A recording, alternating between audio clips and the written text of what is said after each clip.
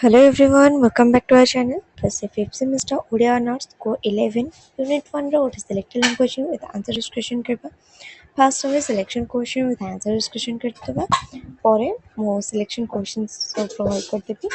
Okay, ଆଶା କରୁଛି ଭିଡ଼ିଓଟି ତମମାନଙ୍କ ପାଇଁ ବହୁତ ହେଲ୍ପଫୁଲ୍ ହେବ.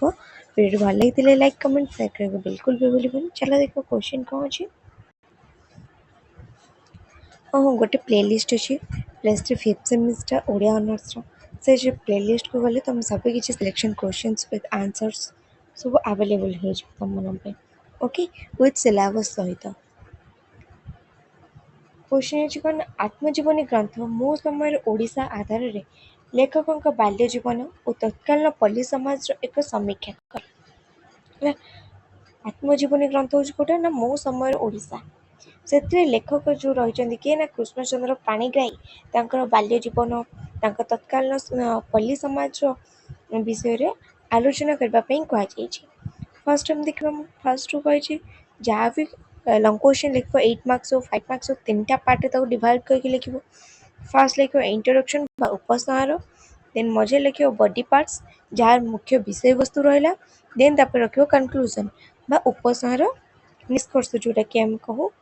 ଏମିତି ତିନିଟା ପାର୍ଟରେ ଭାଗ କରିକି ଆନ୍ସର୍ ଲେଖିଲେ ବହୁତ ଭଲ ମାର୍କ ମିଳିଥାଏ.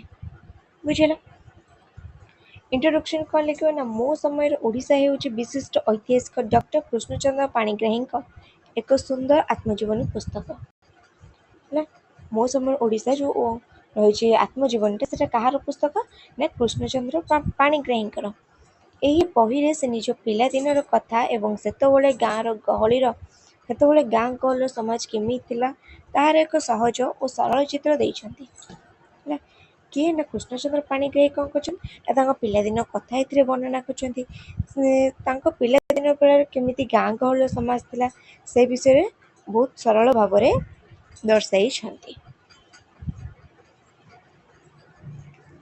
ପଏଣ୍ଟ ଦେଖିବେ ସବୁର.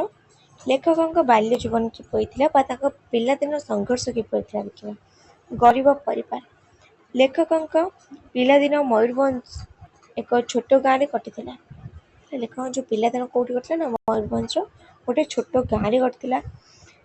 ତାଙ୍କ ପରିବାର ଆର୍ଥିକ ଅବସ୍ଥା ଭଲ ନଥିଲା, ସେ ବହୁତ ଅଭାବ ଅନଟନରେ ମଧ୍ୟ ରହିଥିଲେ. ସେ ଗୋଟେ ଗରିବ ହୋଇ ଜନ୍ମ ନେଇଥିଲେ, ଗରିବ ପରିବାରରେ ତାଙ୍କ ଆର୍ଥିକ ଅବସ୍ଥା ଭଲ ନଥିଲା, ସେ ବହୁତ ଅଭାବ ଅସୁବିଧାରେ ଚଳିଥିଲେ. ବହୁତ ଅଭାବ ଅସୁବିଧାରେ ସେମାନେ ଚଳିଥିଲେ. ନେକ୍ସଟ ପଏଣ୍ଟ ଆସିଲା ପାଠ ପଢ଼ା ପାଇଁ କଷ୍ଟ. ସେତେବେଳେ ଗାଁରେ ଭଲ ସ୍କୁଲ ନଥିଲା, ଗାଁ ଚାଟଶାଳୀ ପଢ଼ା ସରିବା ପରେ ଉଚ୍ଚଶିକ୍ଷା ପାଇଁ ତାଙ୍କୁ ବହୁତ ସଂଘର୍ଷ କରିବାକୁ ପଡ଼ିଥିଲା. ହେଲା, ସେତେବେଳେ କ'ଣ ହେଇଥିଲା ନା ଗାଁର ଗୋଟେ ଭଲ ସ୍କୁଲ ନଥିଲା, ପାଠପଢ଼ା ବ୍ୟବସ୍ଥା ଭଲ ନଥିଲା. ଚାଟଶାଳୀରେ ପାଠ ପଢ଼ିବା ପରେ ଉଚ୍ଚଶିକ୍ଷା ପାଇଁ କ'ଣ କରିଥିଲା ନା ଅନେକ ଗୁଡ଼ିଏ ସଂଘର୍ଷ କରିବାକୁ ପଡ଼ୁଥିଲା. ବହି କିଣିବା ଏବଂ ସହରରେ ରହି ପଢ଼ିବା ପାଇଁ ପଇସାର ବହୁତ ଅଭାବ ଥିଲା. ହେଲା, ଉଚ୍ଚଶିକ୍ଷା ପାଇଁ ସହରରେ ରହିବାକୁ ପଡ଼ୁଥିଲା. ସହରରେ ରହିଲେ କ'ଣ ହେବ ନା ପଇସା ଦରକାର ହେଉଥିଲା. ସହରରେ ରହିକି ପଢ଼ିବା ପାଇଁ ବହି କିଣିବା ପାଇଁ ପଇସା ଦରକାର ହେଉଥିଲା. ବହୁତ ଏସବୁର ବହୁତ ଅଭାବ ତାଙ୍କ ପାଖରେ ରହିଥିଲା. ଏଇଟା ଆସିଲା ଇଚ୍ଛା ଶକ୍ତି. ଏତେ କଷ୍ଟ ସତ୍ତ୍ୱେ ଲେଖକ ହାର ମାନିନଥିଲେ. ନିଜ ଚେଷ୍ଟା ଓ ପାଠ ପ୍ରତି ଭଲ ପାଇବା ଯୋଗୁଁ ସେ ଆଗକୁ ବଢ଼ିପାରିଥିଲେ. ହେଲା, ଏତେ ଅଭାବ ଅସୁବିଧା ଭିତରେ ମଧ୍ୟ ଲେଖକ କ'ଣ କରିଥିଲେ ନା ସେ କଷ୍ଟ ସତ୍ତ୍ୱେ ସେ ହାର ମାନିନଥିଲେ, ନିଜ ଚେଷ୍ଟା ଜାରି ରଖିଥିଲେ. ପାଠ ପଢ଼ା ପ୍ରତି ତାଙ୍କର ଥିବା ଭଲ ପାଇବା ଯୋଗୁଁ ସେ କ'ଣ ଥିଲେ ନା ଆଗକୁ ବଢ଼ିପାରିଥିଲେ. ନେକ୍ସଟ ଆସିଲା ତତ୍କାଳୀନ ପଲ୍ଲୀ ସମାଜ ବା ସେତେବେଳର ଗାଁର ଚିତ୍ର କେମିତି ଥିଲା.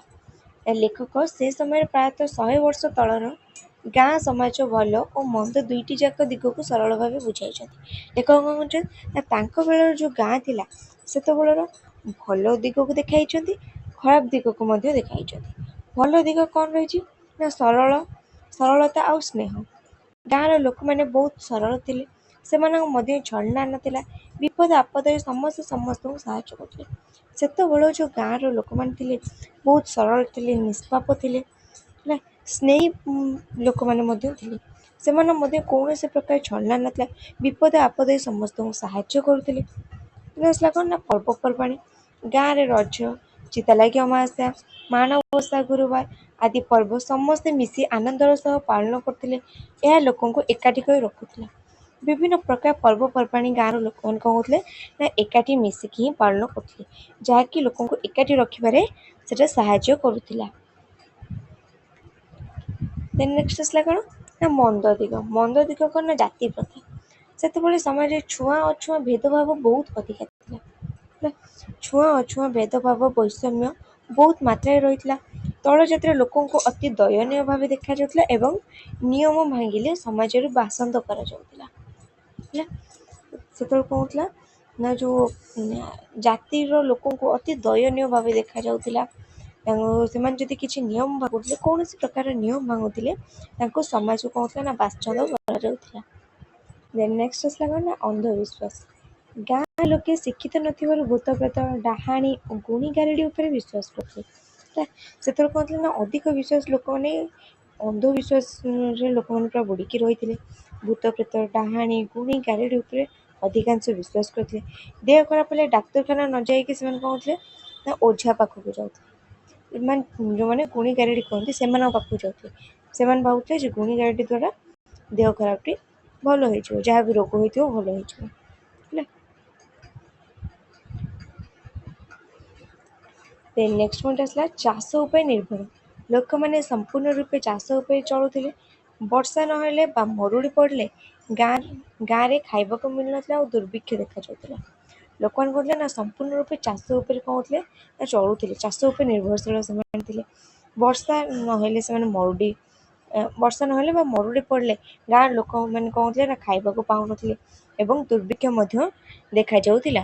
ନେକ୍ସଟ ଆସିଲା କନକ୍ଲୁଜନ, ଯେଉଁଟାକି ନିଷ୍କର୍ଷ। ମୋ ସମୟରେ ଓଡ଼ିଶା ପୁସ୍ତକରେ ଲେଖକ ନିଜ ଜୀବନ କାହାଣୀ ମାଧ୍ୟମରେ ସେ ସମୟର ଓଡ଼ିଶାର ଗହଳିର ଏକ ସତ ଚିତ୍ର ଆମ ସାମ୍ନାରେ ରଖିଛନ୍ତି। ମୋ ସମୟରେ ଓଡ଼ିଶା ଯେଉଁ ପୁସ୍ତକଟି ରହିଛି କିଏ ଲେଖିଛନ୍ତି ନା କୃଷ୍ଣଚନ୍ଦ୍ର ପାଣିଗ୍ରାହୀ। ସେ କ'ଣ କରୁଛନ୍ତି ନା ନିଜ ଜୀବନ କାହାଣୀ ମାଧ୍ୟମରେ ସେ ସମୟର ଓଡ଼ିଶାର ଗାଁ ଗହଳିର ଏକ ସତ ଚିତ୍ର କ'ଣ କରୁଛନ୍ତି ନା ଆମ ସାମ୍ନାରେ ରଖିଛନ୍ତି। ସେ ସମୟର ଗାଁ କେମିତି ଥିଲା, ସେ ସମୟର ଗାଁର ଭଲ ଦିଗ କ'ଣ, ଖରାପ ଦିଗ କ'ଣ, ସେ ସବୁକୁ କ'ଣ କରୁଛନ୍ତି ଆମ ସାମ୍ନାରେ ଉପସ୍ଥିତ କରିଛନ୍ତି। ଏହା କେବଳ ଏକ ଆତ୍ମଜୀବନୀ ନୁହେଁ, ବରଂ ସେ କାଳର ଓଡ଼ିଆ ସମାଜର ଏକ ଆଇନା। ହେଲା, ଏ ଯେଉଁ ମୋ ସମୟର ଓଡ଼ିଶା ରହିଲା, ଏଇ ଯେଉଁ ପୁସ୍ତକଟି ଏଇଟା କେବଳ ତାଙ୍କ ଆତ୍ମଜୀବନୀ ନୁହେଁ, ଏଇଟା ସେ କାଳର ଓଡ଼ିଆ ସମାଜର ଗୋଟେ ଆଇନା ସଦୃଶ। ବୁଝିଲା, ଏଇଟା ଥିଲା ଗୋଟେ selected long question with answer. Next selected long question with answer ପାଇଁ ଆମ ଚ୍ୟାନେଲକୁ ଏବେ ହିଁ ସବସ୍କ୍ରାଇବ୍ କର। ଆଶା କରୁଛି ଭିଡ଼ିଓ ତୁମମାନଙ୍କ ପାଇଁ ବହୁତ ହେଲ୍ପଫୁଲ୍ ହେବ। ଭିଡ଼ିଓଟି ଭଲ ଲାଗିଥିଲେ ଲାଇକ୍ କମେଣ୍ଟ ସେୟାର କରିବାକୁ ବିଲକୁଲ ବି ଭୁଲିବନି। ପ୍ରଥମ କରିକି ଆମ ଚ୍ୟାନେଲକୁ ଆସିଲେ ଆମ ଚ୍ୟାନେଲକୁ ଏବେ ହିଁ ସବସ୍କ୍ରାଇବ୍ କରିନିଅ। ଓକେ।